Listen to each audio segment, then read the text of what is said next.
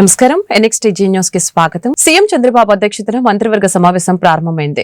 21 అంశాలపై cabinet agenda రూపొందించగా వాటిపై మంత్రులు చర్చిస్తున్నారు. CRDA అనుమతించిన పనులకి కేబినెట్ ఆమోద ముద్ర వేసే అవకాశం ఉంది. వీటితో పాటు వివిధ పరిశ్రమలకి భూ కేటాయింపులపై నిర్ణయం తీసుకునే అవకాశం ఉంది. అమరావతిలో నిర్మించే హైకోర్టు భవనానికి 55 మీటర్ల ఎత్తుతో 20.32 లక్షల చదరపు అడుగుల నిర్మాణం, అమరావతిలో బిల్డింగ్ల నిర్మాణానికి 6,465 కోట్లు, LPS లేఅవుట్లలో మౌలిక వస్తువులకి 9,699 కోట్లు, ట్రంక్ రోడ్లకి 7,794 కోట్లు, NTP వర్కులకి 318 కోట్ల మంజూరుకి మంత్రి మండలిలో చర్చ జరగనుంది. కాకినాడ పోర్టు నుంచి తరలిపోతున్న ఓడలో PDS బియ్యం ఉన్నట్లు గుర్తించడంతో ఆ వ్యవహారం పైన కేబినెట్ లో చర్చకు వచ్చే అవకాశం ఉంది. కేబినెట్ లో నిర్ణయించే అవకాశం ఉంది. సీఎం పోలవరం పర్యటన, టైం షెడ్యూల్ ప్రకటనపై కేబినెట్ లో చర్చ జరగనుంది. అలాగనే పలు పరిశ్రమలకి భూ కేటాయింపులపై కూడా కేబినెట్ లో చర్చ జరిగే అవకాశం.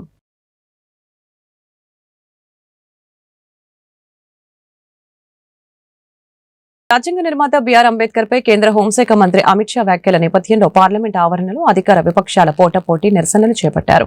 లోక్సభలో ప్రతిపక్ష నేత రాహుల్ గాంధీ, ఎంపీ ప్రియాంక గాంధీతో పాటు ఇండియా కూటమిలోని నేతలు నిరసన చేపట్టారు.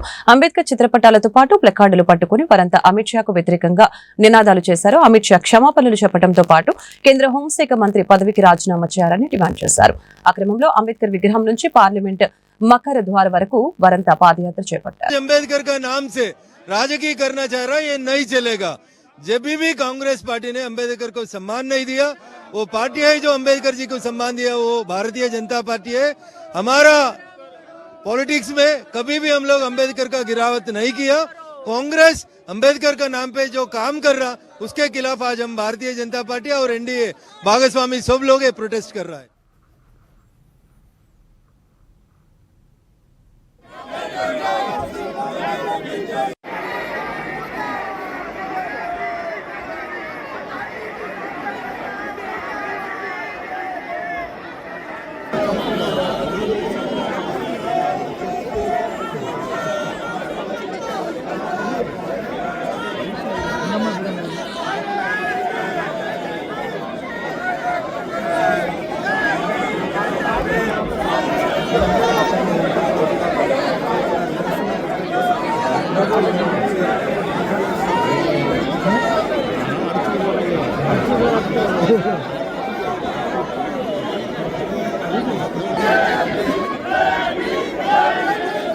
పార్లమెంట్ లో అధికార ప్రతిపక్ష ఎంపీల ఆందోళన సందర్భంగా బీజేపీకి చెందిన ఎంపీ ఒకరు గాయపడ్డారు. స్వల్ప తోపులాట జరగడంతో ఒడిశాకు చెందిన ఎంపీ ప్రతాప్ చంద్ర సారంగి కింద పడ్డారు. దీంతో ఆయన తలకు గాయమైంది. రక్తం ఓడుతున్న ప్రతాప్ చంద్ర సారంగిని సిబ్బంది అంబులెన్స్ లో ఆసుపత్రికి తీసుకుని వెళ్లారు. వీల్ చైర్ పై అంబులెన్స్ వద్దకు వెళ్తున్న సారంగి మీడియాతో మాట్లాడారు. రాహుల్ గాంధీ మరొక ఎంపీని తోసివేయడంతో ఆయన వచ్చి తనపై పడ్డారని, ఇద్దరం కూడా కింద పడిపోవడంతో తలకు గాయమైందని చెప్పారు. రాహుల్ గాంధీ తోసివేయడం వలన తాను కింద పడ్డానని సారంగి తెలిపారు.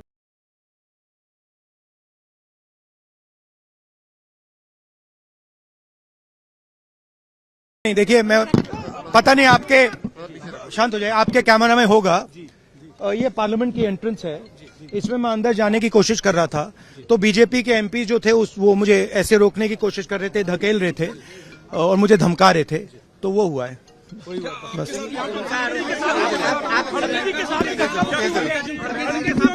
नहीं देखिए हाँ किया है मगर ठीक है कोई मतलब धक्का मुक्की से हमें कुछ होता नहीं है.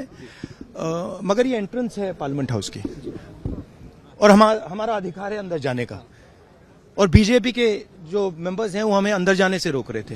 सेंट्रल इशू है जो आप लोग मांग कर रहे हैं अमित शाह के रेजिग्नेशन को लेकर. नहीं, सेंट्रल इशू है कि ये कॉन्स्टिट्यूशन पर आक्रमण कर रहे हैं और जो अंबेडकर जी की मेमोरी है उसका अपमान कर रहे हैं. BJP sir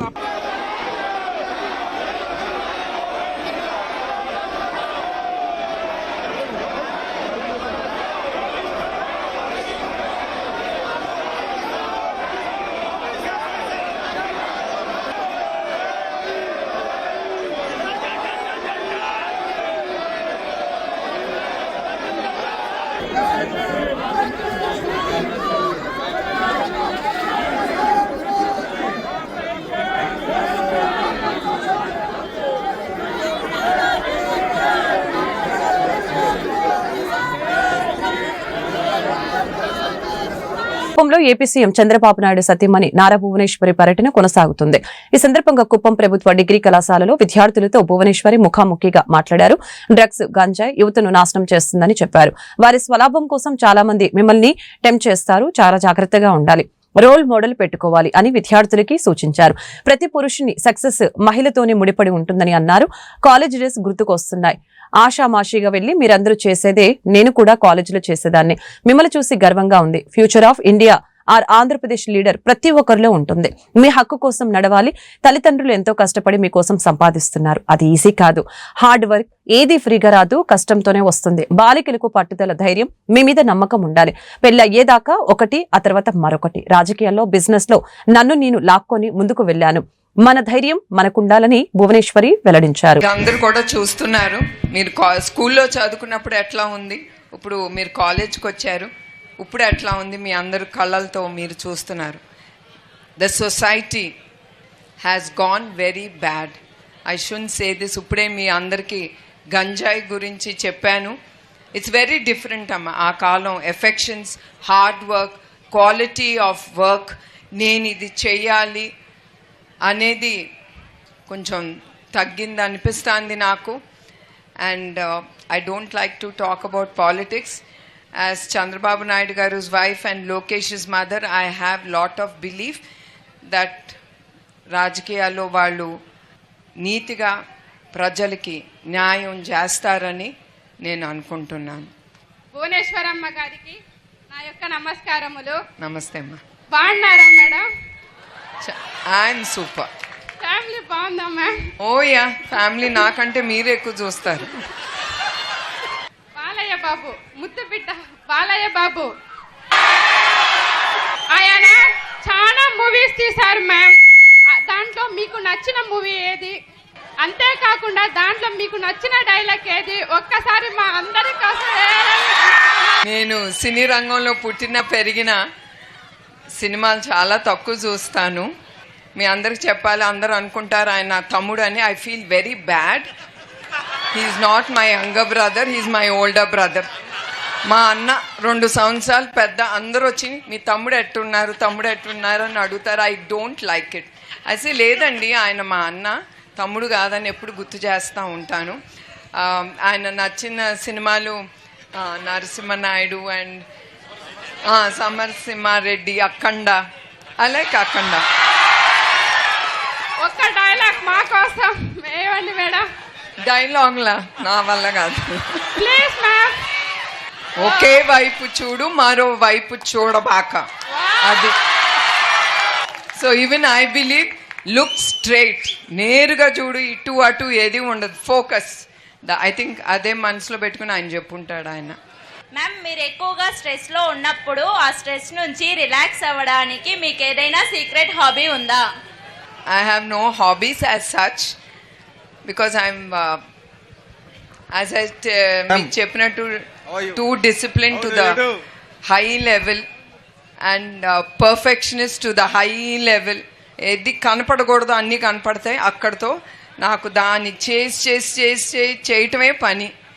And when I am free, I would love to do meditation. That is the stress bust. Internet cable సర్వీసులను ప్రజలకి తక్కువకి ఇవ్వాలని గతంలో చంద్రబాబు ఏపీ ఫైబర్ నెట్ ప్రారంభించారని AP fibre net chairman GV Reddy తెలిపారు. 2019 నాటికి 10 లక్షల కనెక్షన్లున్నాయని, 2024 నాటికి కేవలం 5 లక్షల కనెక్షన్లు పడిపోయాయని చెప్పారు. వైసీపీ ప్రభుత్వ హయాంలో రామ్ గోపాల్ వర్మ దర్శకత్వం వహించిన వ్యూహం సినిమాకి 2.15 కోట్లు ఫైబర్ నెట్ సంస్థ తరపున చెల్లించారని, వ్యూస్ ప్రకారం డబ్బులు చెల్లించేలా ఒప్పందం జరిగిందని తెలిపారు. అయితే ఆ సినిమాకి 1863 వ్యూస్ మాత్రమే వచ్చాయని, అంటే ఒక్కో వ్యూస్ కి 11,000 చెల్లించినట్లు అయిందని చెప్పారు. ఇలా అనేక అవకతవకలు జరిగాయని నిర్ధారణ అయిందని తెలియజేశారు. గత వైసీపీ ప్రభుత్వ హయాంలో ఏపీ ఫైబర్ లో ఎన్నో అవకతవకలు జరిగాయని, కనెక్షన్లు కూడా సగానికి సగం పడిపోయాయని చెప్పారు. టీడీపీ హయాంలో అన్ని విధాలుగా తయారు చేసిన సంస్థకి మెయింటెనెన్స్ పేరుతో 1,000 కోట్లు ఖర్చు పెట్టారని ఆరోపించారు. గతంలో అక్రమంగా ఎంపిక చేసిన వారిని పూర్తిగా తొలగిస్తామని, పూర్తి పారదర్శకంగా ఉండేలా తాము ఖాళీలు భర్తీ చేస్తామని తెలిపారు. కేబుల్ ఆపరేటర్లతో సమావేశాలు పెట్టి ఫైబర్ నెట్ ను మరింత అభివృద్ధి చేస్తామని స్పష్టం చేశారు. కనెక్షన్స్ తోటి సబ్స్క్రైబర్స్ ఉండటం జరిగింది ఏది ఏపీ ఫైబర్ నెట్కి. ఆ తర్వాత 2019 నుంచి 24 మొన్నటి చూసేట్లకి ఈ రోజున్న కనెక్షన్స్ ఎన్నాయంటే 5 లక్షల కనెక్షన్స్. అంటే ఒక 3 సంవత్సరాల్లో అంటే 2016 కూడాలో వర్క్ స్టార్ట్ అయింది. చెప్పాలంటే 2 సంవత్సరాలు, గట్టిగా చెప్పాలంటే 2 సంవత్సరాలు కూడా లేదు. 2 సంవత్సరాల మాకు 10 లక్షల కనెక్షన్స్ వస్తే వీళ్ళు 5 సంవత్సరాల్లో ఆల్రెడీ ఎగ్జిస్టింగ్ ఇన్ఫ్రాస్ట్రక్చర్ ఉంది, ఎవ్రీథింగ్ ఈజ్ రెడీ, మొత్తం రెడీ చేసి పెడితే 5 సంవత్సరాల కనెక్షన్స్ ఎన్ని పెరగాలి? 30-40 లక్షలుగా పెరగాల్సింది పోయి 10 లక్షల కనెక్షన్స్ కాస్త కూడా 5 లక్షలు పడిపోయింది. ఇది ఒకటి.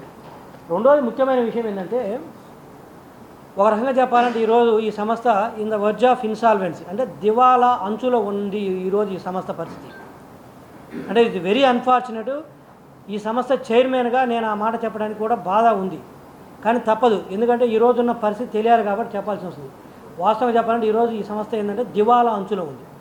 2019కి బ్రహ్మాండంగా ప్రోగ్రెసివ్లోకి రావాల్సినటువంటి సంస్థ ఆ రోజున్న ఇన్ఫ్రాస్ట్రక్చర్కి ఎస్టాబ్లిష్ చేసిన సిస్టమ్స్ కావచ్చు, మిగతా అన్నీ చూస్తే పెరగాల్సిన సంస్థ ఈరోజు దివాలా అంచులోకి వచ్చింది. ఇది ఒక అంశం. రెండోది వచ్చేసరికి అత్యంత బాధాకరమైంది ఏంటంటే, ఒక గవర్నమెంట్ కార్పొరేషన్ ఎంతో చక్కగా నడవాల్సింది, స్టాండర్డ్ ఆపరేటింగ్ ప్రొసీజర్స్ కానీ ప్రాపర్ సిస్టమ్స్ కానీ ఆ రోజు ఎస్టాబ్లిష్ చేసి పెడితే, ఈరోజు చూసినట్లయితే ఈ రోజుకి చెప్తున్నాను నేను, ఈరోజు చూస్తే ఒక్క proper SOP standard operating procedures లేదు, ఒక్క సిస్టమ్ సరిగా లేదు. కిరాణా కొట్టు వాళ్ళన్నా కూడా బ్రహ్మాండంగా నడుపుతారు, కనీసం ఒక సాయంత్రానికి ఒక లెక్క ఉంటుంది, ఇదిగో ఇంత వచ్చింది, ఇంత పోయింది, ఇంత బ్యాంకులో డిపాజిట్ చేసామని ఒక లెక్క ఉంటుంది. కిరాణా కొట్టు కంటే కూడా దారుణంగా నడిపారు ఈ సంవత్సరం, లాస్ట్ 5 సంవత్సరాల్లో అత్యంత దారుణంగా నడిపారు. నాకు తెలిసినందుకు భారతదేశంలో ఏ ప్రభుత్వ రంగ సంస్థని ఇంత దారుణంగా నడిపినట్టు మనకు లేదు. అత్యంత దారుణంగా మరి ఆనాడున్న ఎండి గారు, ఆ చైర్మన్ గారు మరి ఏం చేశారో నాకు అర్థం కాదు. విచ్చలవిడిగా అవినీతి అయితే జరిగింది. అది దాని గురించి టూ అర్లీ ఇప్పుడే నేను మాట్లాడలేను, ఎందుకంటే విజిలెన్స్ ఎంక్వైరీ జరుగుతుంది. సో వాళ్ళు విజిలెన్స్ రిపోర్ట్ ఇచ్చిన తర్వాత కంప్లీట్గా మళ్ళీ ఒక ప్రెస్ మీట్ పెడతాను, మొత్తం డీటెయిల్గా ఎక్స్ప్లెయిన్ చేస్తాను. బట్ ఈరోజున్న పరిస్థితి చూస్తే మాత్రం అది విచ్చలవిడిగా వాళ్ళు ఇష్టం వచ్చినట్లు పనిచేయడం జరిగింది. కృష్ణా జిల్లా గన్నవరం మండలం మెట్లపల్లిలో చిరుతపులి మృతి చెందింది. నెల రోజుల క్రితం దీని కదలికల్ని స్థానిక రైతు గమనించాడు. తోటి రైతులకి సమాచారం ఇచ్చినా వారు అపోహాన్ని పట్టించుకోలేదు. ఎట్టకేలకి పంట రక్షణ కోసం పందులకి పెట్టిన ఉచ్చులో చిక్కుకుని చిరుత మృతి చెందింది. సమాచారం అందుకున్న అటవీ పోలీస్ శాఖల అధికారులు ఘటనా స్థలానికి చేరుకుని వివరాలు సేకరిస్తున్నారు. చిరుత చిక్కటంతో చుట్టుప్రక్కల గ్రామస్తులు ఊపిరి పీల్చుకుంటున్నారు. రెవెన్యూ పోలీసు అధికారుల సమక్షంలో పోస్టుమార్టం నిర్వహిస్తున్నామని జిల్లా అటవీ శాఖ అధికారి సునీత తెలిపారు.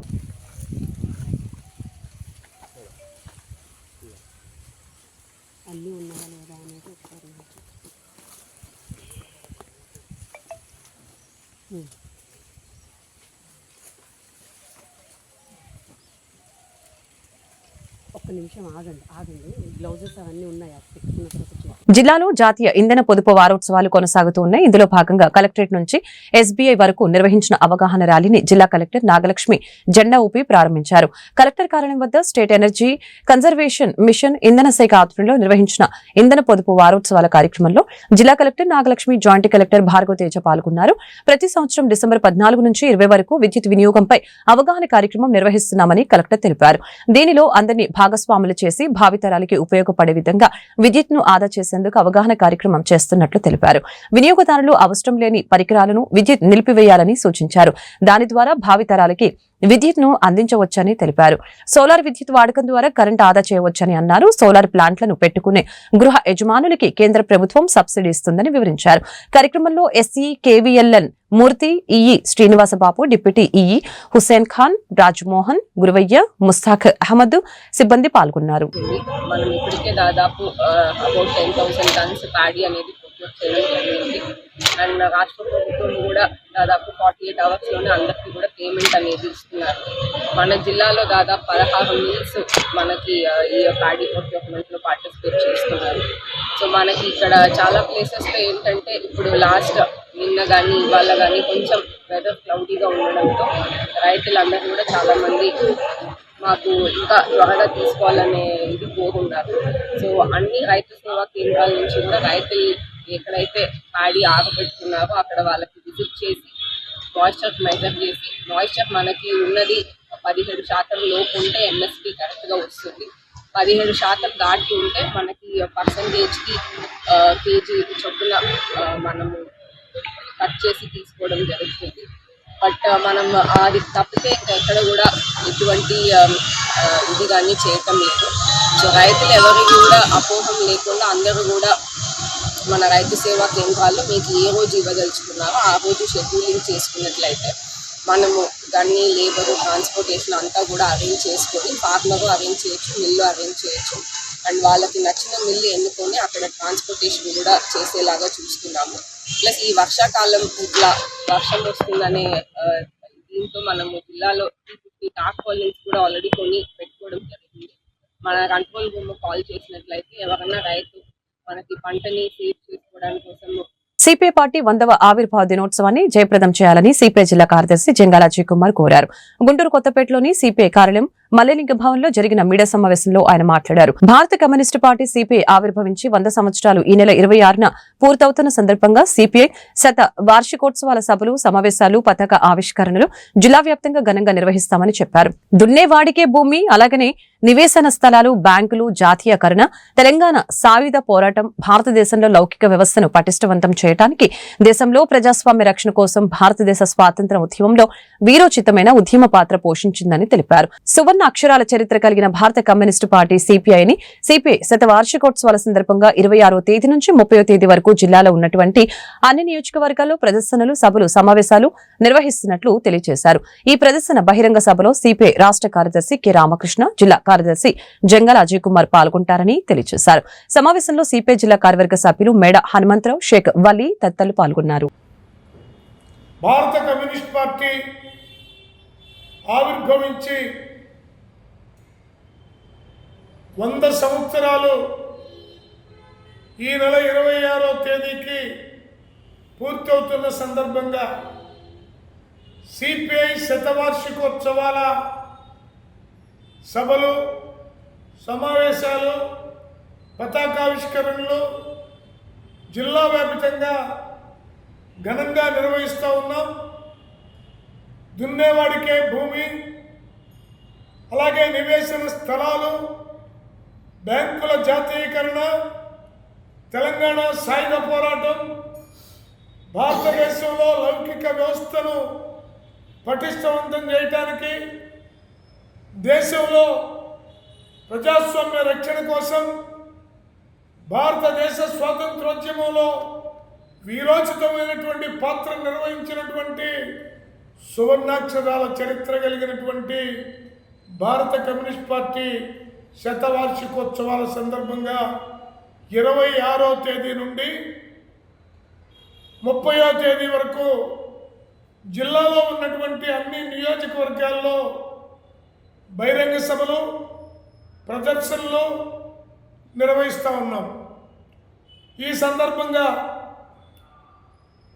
ఆనాటి నుంచి ఈనాటి వరకు 75 సంవత్సరాలు నిండినటువంటి సిపిఐ జెండా పట్టుకొని ఆనాటి నుంచి ఈనాటి వరకు ప్రయాణం చేసినటువంటి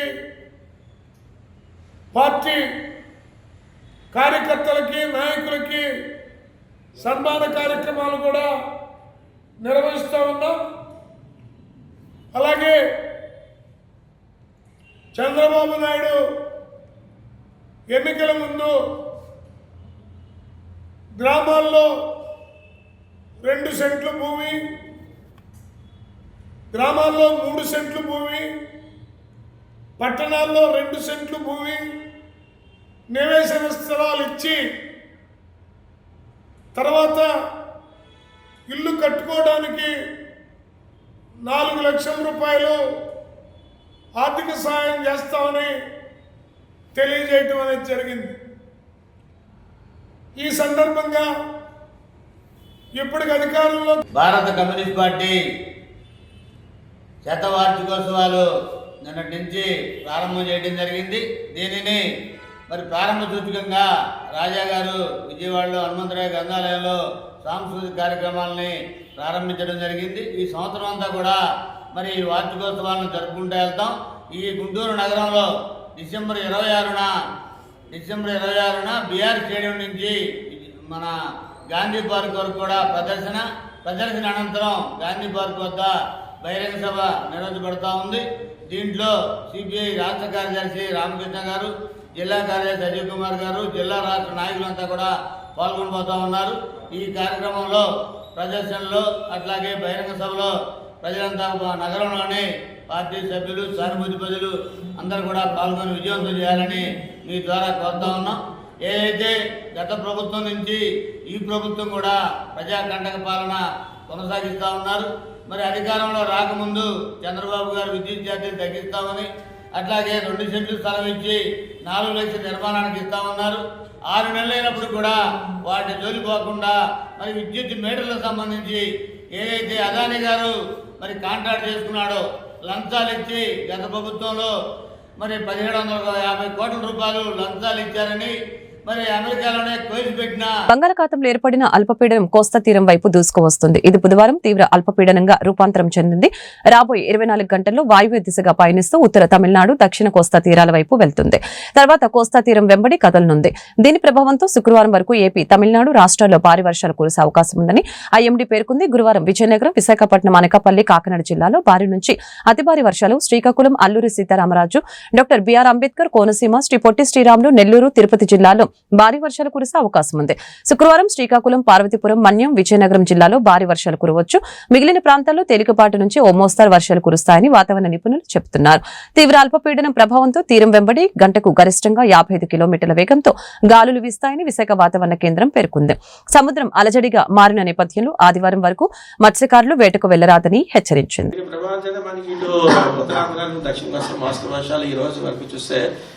పలు ప్రాంతాల్లో వచ్చే ఛాన్స్ ఉంది.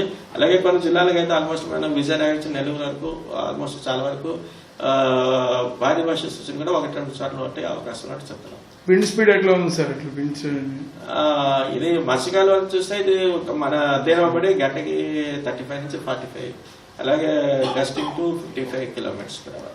రెయిన్ఫాల్ ఎలా వచ్చింది sir last 24 hours? Last 24 hours లో almost entire coastal Andhra Pradesh and Yanam అంతా చూస్తే పలు ప్రాంతాల్లో మోడరేట్ రైన్స్ అయితే రికార్డ్ అవ్వడం జరిగింది. అత్యధికంగా చూస్తే ఎక్కువ విజయనగరం డిస్ట్రిక్ట్ లో అయితే ఎక్కువ వర్షపాతం ఎక్కువ వచ్చింది. అది అత్యధికంగా బండపల్లి అంటే అది అక్కడ 3 సెంటీమీటర్స్, మురికి మరక మీడియం అక్కడ 2 సెంటీమీటర్స్, అలాగే ఫర్ సమ్ అదర్ స్టేషన్స్ లో 1 సెంటీమీటర్ కూడా బాగా రికార్డ్ అయింది. ఇది అల్పపీడనంగా ఉన్నప్పటికీ కూడా they are experiencing squally winds experience అవుతుంది. అదే కాకుండా సీ కండిషన్ కూడా, రఫ్నెస్ కూడా అక్కడ ఇంక్రీజ్ అవుతుంది. దే ఆర్ ఆల్సో ఎక్స్పీరియన్సింగ్, అంటే some boats are also recorded and they are experiencing at same time. అంటే స్పీడ్స్ మనకి ఇది తీవ్ర అల్పపీడనంగా వెళ్తున్నప్పటికీ కూడా ఈ 35, 45, 55 అలాగే 40 to 50 అప్ టు మాక్సిమం 60 వరకు విండ్స్ వెళ్ళేటువంటి విండ్ స్పీడ్ వెళ్ళే ఛాన్సెస్ అయితే ఉంది. Already some of the ports are also experience this wind speed in this range, ఈ రేంజ్ లో ఎక్స్పీరియన్స్ అవుతున్నాయి. అక్కడ యాజ్ పర్ అవైలబుల్ ఇన్ఫర్మేషన్ చూసినా కూడా సీ కండిషన్ కూడా రఫ్నెస్ కొంచెం ఎక్కువగా ఉంది. సో వీటన్నింటినీ దృష్టిలో పెట్టుకుని ఈ మనకి ఉత్తరాంధ్రలో ఉన్నటువంటి ఆల్మోస్ట్ పోర్ట్స్ అందరికీ ప్లస్ దక్షిణ కోస్తాలో ఉన్నటువంటి మచిలీపట్నం పట్టు కూడా మనం 3వ నెంబర్ ప్రమాద హెచ్చరిక అంటే లోకల్. ఈ వార్తలు ఇంతటితో సమాప్తం. మరొక బులెటిన్ మళ్ళీ కలుద్దాం. నమస్కారం.